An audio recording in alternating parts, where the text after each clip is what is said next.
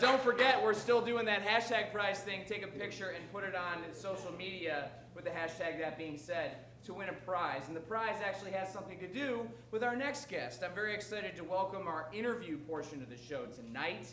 This young man has an excellent organization working within the city. He's doing great work and has been for quite some time. Will you please give it up for My Block, My Hood, My City's Jahmal Cole. Jahmal!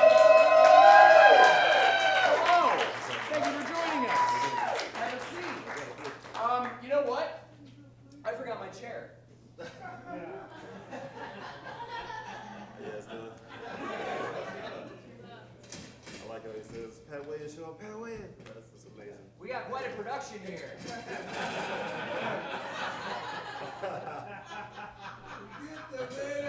Thank you for your patience. That's all good, man. I really appreciate you making time to join us.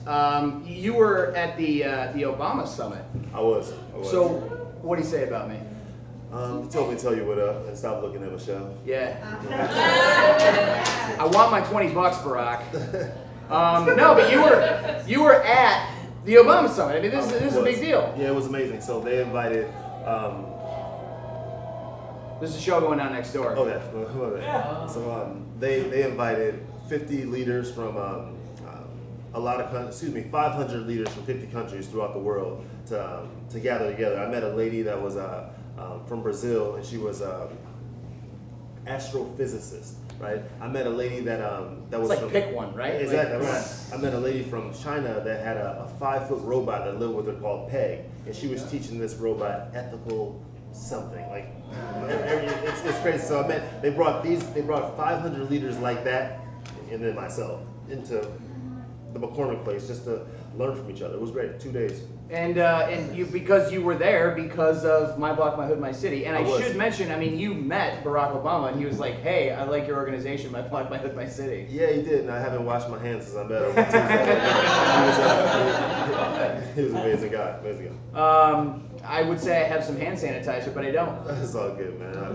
It's all good. So, for those that don't know, can you tell us about My Block, My Hood, My City? Yeah, sure. So a lot of Chicago teenagers have never been downtown. They've never seen Lake Michigan.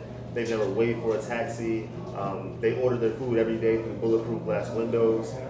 That's their reality. So what we do is we take teenagers from these under-resourced communities, we take them outside of their comfort zone, and we take them on educational field trips. We expose them to different cultures, different professions, and different cuisines throughout Chicago. So you're taking kids? Yes, I mean, yeah.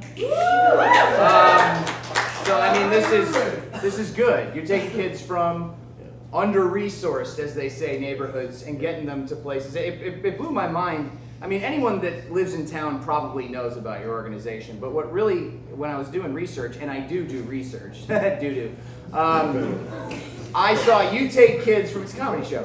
I know, it's a comedy show. So you take kids from these neighborhoods and you go to the lake, you go to Sears Tower, but you go to Facebook, you go to glass blowing places. Like this is a lot of variety here. Exactly. You can reach anybody you want to through LinkedIn. All you gotta do is crack the code. So if your name is, if you work at Nike and the director of community engagement at Nike is Pat Whalen, then your email address could only be p.whalen@nike.com or whalenp@nike.com or p.whalen. Slow down. Serious, you can get in touch with anybody at Jordan Brand. So I just bothered these people at Facebook, like, hey, I want to bring 15 teenagers from North Lawndale to Facebook to learn about advertising. Are you interested? And then, they say sure. And while I'm there, that's my question. Is anyone like, nah, no thanks, not my thing? No. It's a feel-good thing for the employees, but also it's like a corporate or / social responsibility thing. So no, every time I meet a business owner in Chicago, I was talking to a Groupon owner last week, like, hey man, hey Brad, can I bring some teenagers there? He's like, yeah, bring some teenagers. Everybody I meet, I just say, I have teenagers, because there's 400,000 kids in Chicago public schools, and all of them need access to opportunities beyond, their neighborhoods. This is very true. I agree. So let me ask you this: what is the goal of the organization? Is the goal to just present the opportunities to these kids, or is it to make it so you don't have to have an organization like this anymore?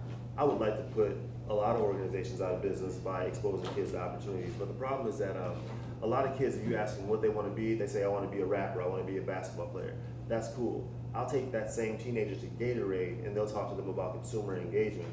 They never knew that job existed prior to that educational experience. So have you ever heard that saying, if you show somebody better, they'll do better? Sure. Yeah, that's just not a catchphrase. Like, what we know intuitively is backed by a wealth of youth development research that suggests that exposure to institutions and the quality and safety of them, that's a key mechanism through which neighborhoods impact youth outcomes. Yeah, how can they be a part of it if they don't even know it exists? I mean, that, and you know, I can't answer that. Yeah. Other questions.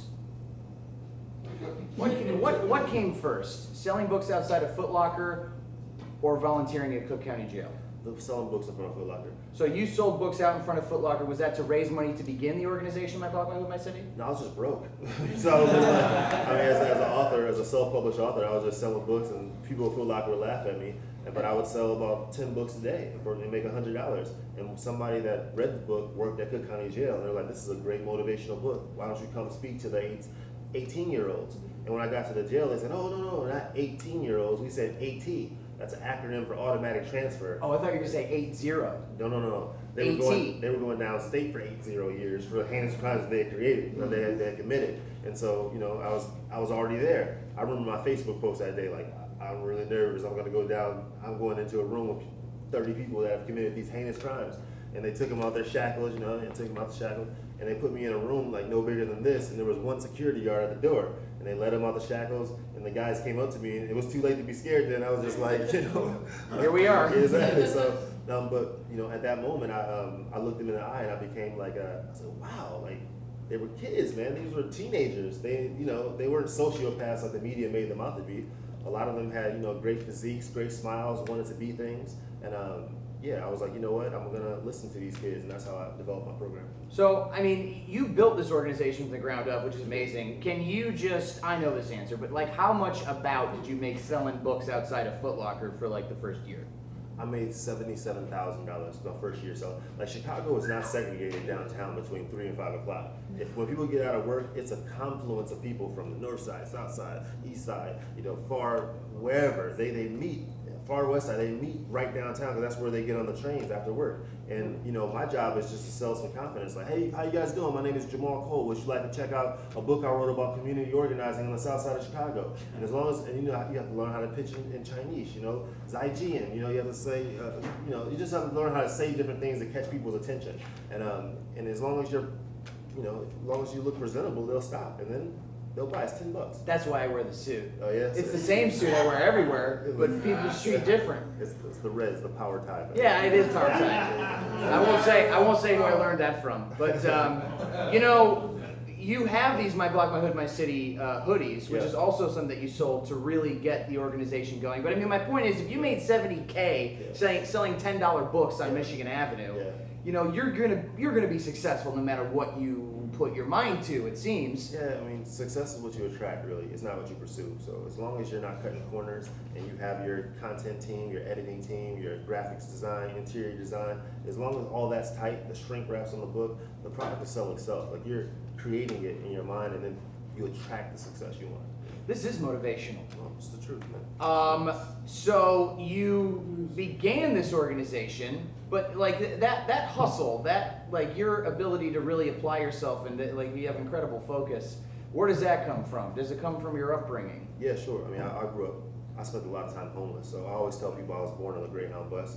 You know, not literally, but it's the place where the most formative years of my life took place. So every time my mother and my father would break up, my father would leave Chicago, you know, and go to Texas, and then a couple months later, my mom would send me, you know, 11 years old by myself on that Greyhound bus.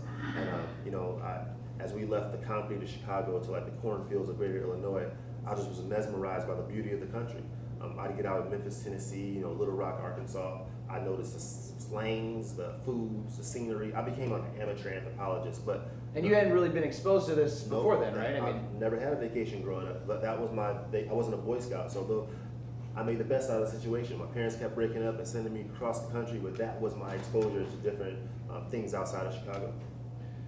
My God, I mean, it's just so much. First of all, so you volunteer at the jail, and then you get to know these kids, and you realize there's a find a need and fill it situation where they've never been to the lake, they've never seen downtown, really, outside of their own neighborhood. But you're from these under-resourced places. I mean, you're from Chatham, and I've spent some time down at City Hall these past 2 weeks. They've been having these budget hearings where they talk about how much money should be allocated. I mean, literally the allocation of resources. And we talk about these areas in the neighborhoods. You know, obviously Chicago's hyper segregated, I believe is the term you use. Yes, I mean, Chicago is one of the most segregated cities in the U.S., unfortunately. So the distinction between the black, the white, and Hispanic neighborhoods, that's super visible, and that's caused these diverging or these separate community areas.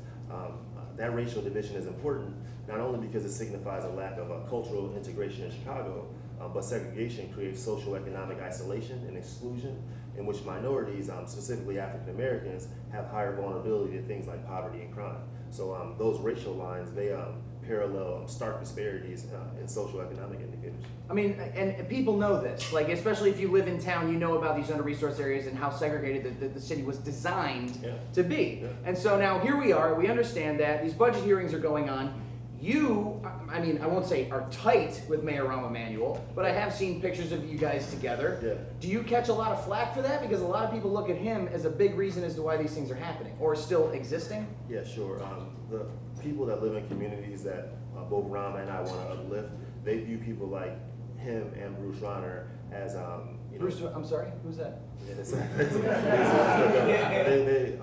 They view people like that and other people in positions of power as irresponsible at best to the issues of the community, and at worst complicit to destroying the growth in that community. And when they see people like me with them, they view me as a pawn being used by them to make them look good, basically. So whether that's right or wrong, that's generally how people look at it. So you don't have to like how the game works, but you have to know how the game works. So if a guy's walking down the street and he sees a bridge and he walks off the bridge, he's dead at the bottom.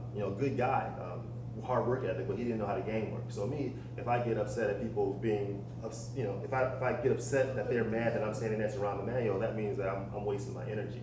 Right? I don't get involved into those things. A quick story I'll say is when I see these people talking online, I always think about it was called the Scottish man fallacy. So a Scottish man was reading a newspaper and he read a story about an English guy that had murdered somebody. And he was like, Scotsmen are superior to the English. No true Scotsman would ever do such a thing.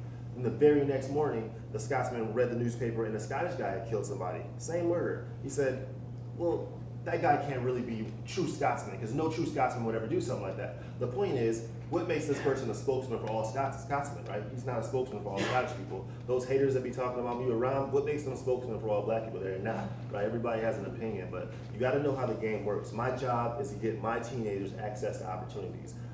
The mayor of the greatest city in the world, Chicago, has connections to a lot of opportunities, and I'll take the bullet for my teenagers.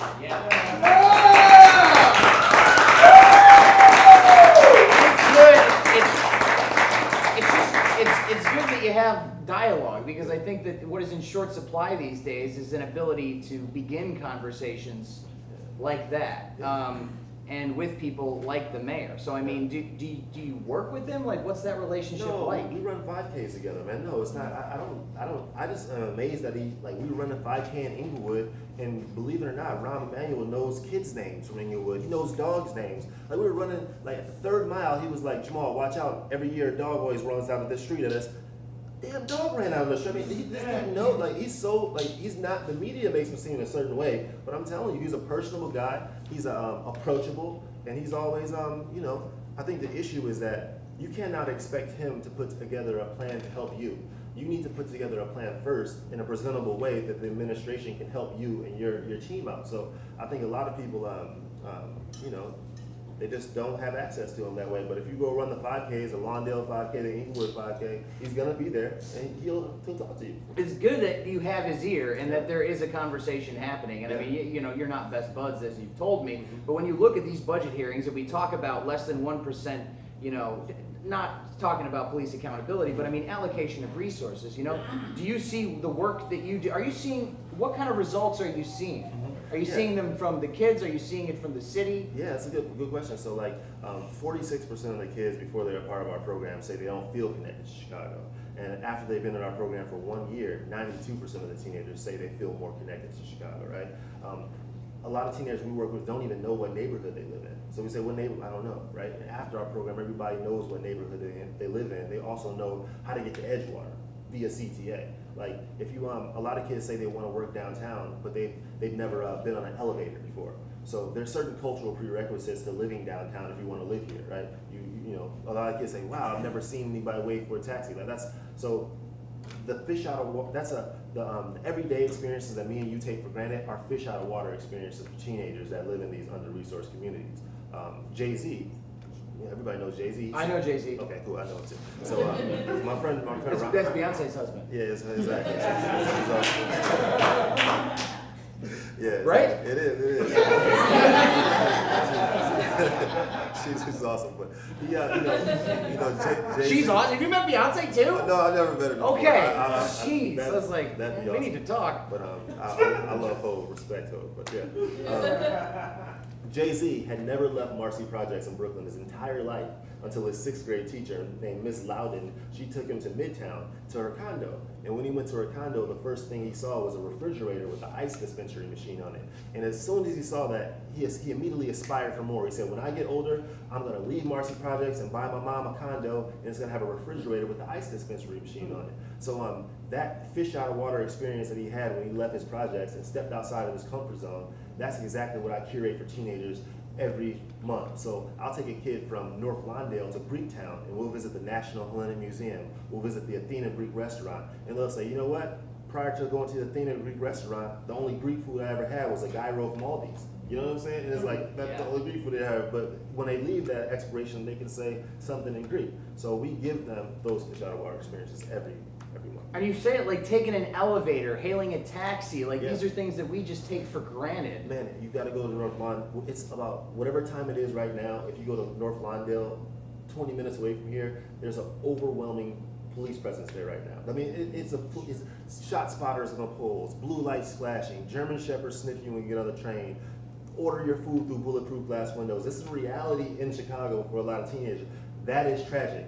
And if we're gonna be serious about those teenagers having a fair shot at leading a productive life, that inequality has to be corrected, and that's why my organization exists. So let me ask you this.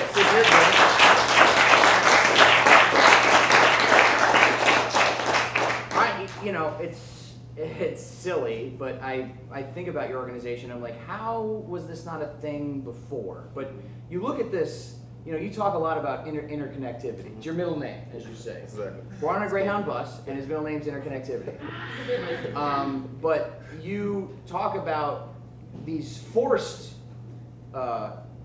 isolation, right, in these neighborhoods that these kids are growing up with, that it's put on them. You know, people like me or people who live in Edgewater, we're not forced to not be connected to the rest of the city, and yet we are. Do you have any words of wisdom for like people that do not feel connected to these other areas of the city? What the other side of this coin? Yeah, I would just say, like Dr. Martin Luther King Jr. says, in a real sense, all life is interconnected. So he says all men are caught in this inescapable network of mutuality, bound by a single garment of destiny. Dr. King says what affects one person directly affects all of us indirectly.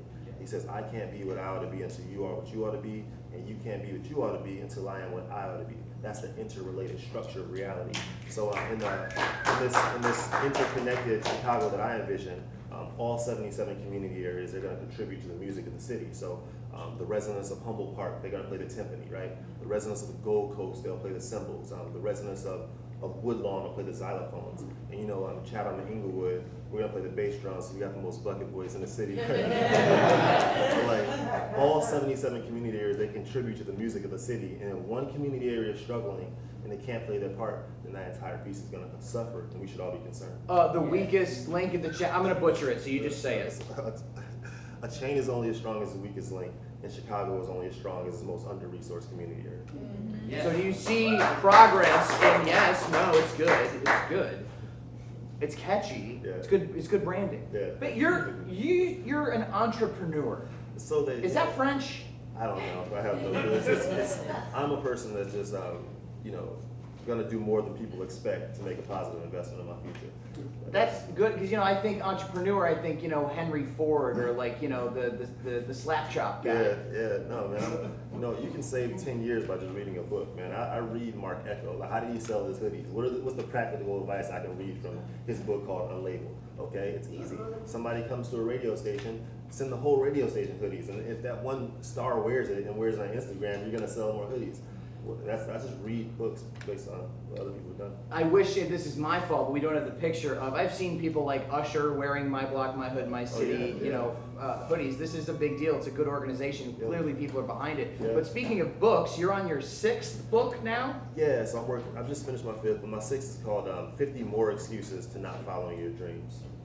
So, you're a motivational speaker, but you're writing books called 50 Reasons Not to Follow Your Dreams? Yeah, I've used all the excuses before, and I volunteer at a lot of schools and a lot of jails, and kids are always saying, I'm a product of my environment, I'm a victim of my circumstances, my parents didn't go to college, I don't have no money.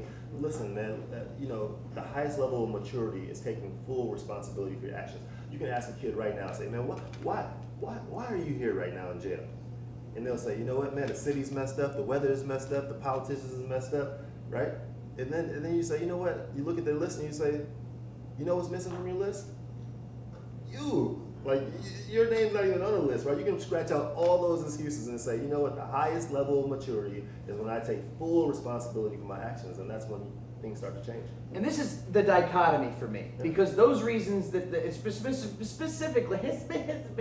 specifically, some of the reasons you just gave are true. Yeah, There true. are issues involved with, obviously, black and brown people are higher rates in jail and things of that nature, and that's goofed up. Yeah. But it's strange to me because the way you just phrased it sounded empowering to these kids as opposed to, look at all these reasons stacked against you. Exactly, man. It's just about saying a parable. You have to make it palatable for the kids. So you say, okay, there's 2 salesmen, right? A salesman looks outside and he says, man, it's raining real bad outside. With weather like this, boss can't expect me to go outside and make sales, so he stays home. Then the other salesman looks outside and he says, man, it's raining real bad. With weather like this, what a great day to go outside and make sales, because everybody's gonna be home, especially the salesperson.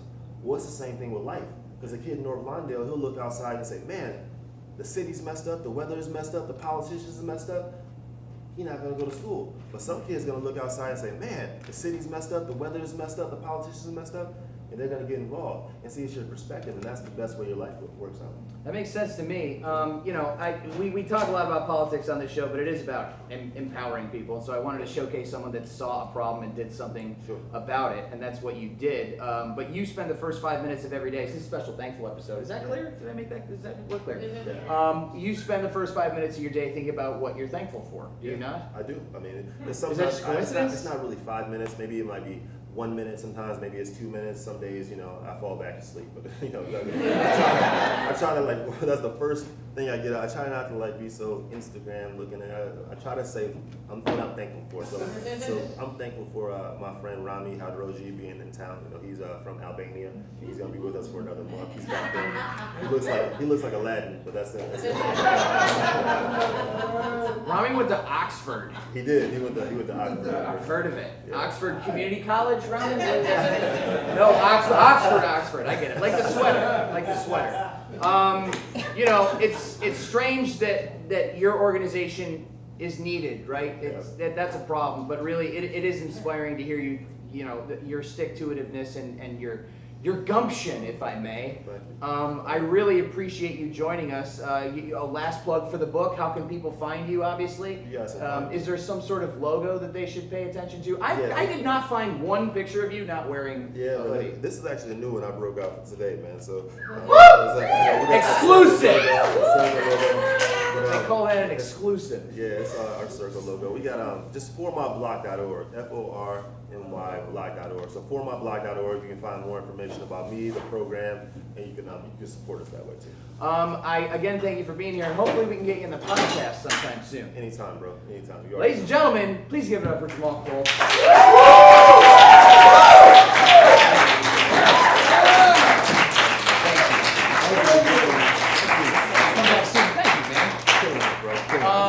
Oh, shucks. But you did remind me, real quick, indictment.